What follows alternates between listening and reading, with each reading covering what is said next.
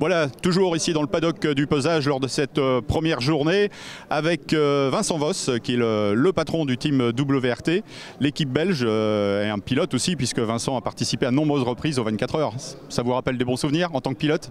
Évidemment, j'étais plus revenu ici depuis 2007, donc ça n'a pas changé, c'est quelque chose d'assez magique et puis ça fait plaisir d'être là.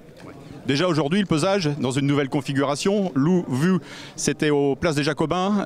Aujourd'hui, on est sur la place de la République. Vous trouvez que c'est différent, que l'ambiance aussi est différente?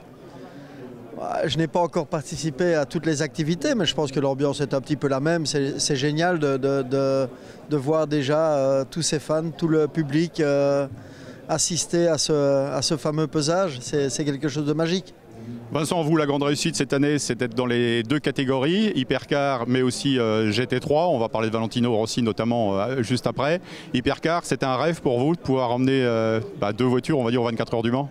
La grande réussite, ce sera d'être performant, d'avoir des voitures dans chacune des catégories.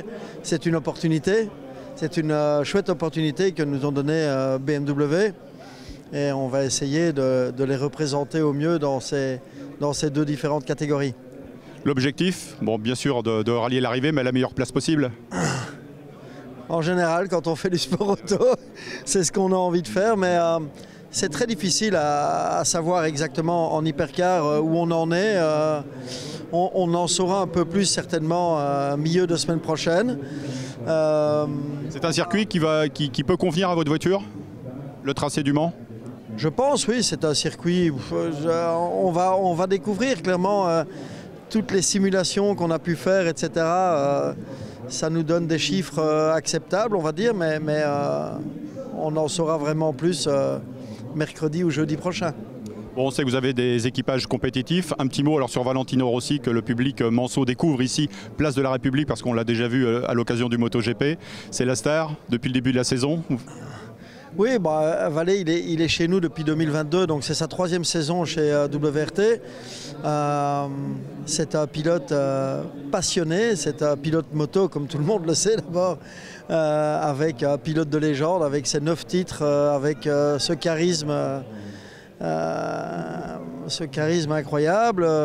Et puis, bon, c'est un pilote qui a voulu se mettre sur 4 roues et on peut dire que c'est une belle réussite parce que ce qu'il fait déjà aujourd'hui, c'est incroyable.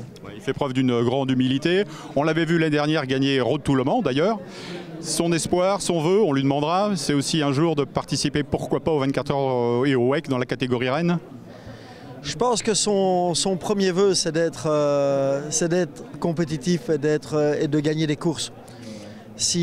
Pourquoi pas dans la catégorie Rennes, mais je pense que pour l'instant, aujourd'hui, c'est de s'appliquer sur la catégorie dans laquelle il est appliqué depuis 2 ans maintenant, qui est le GT.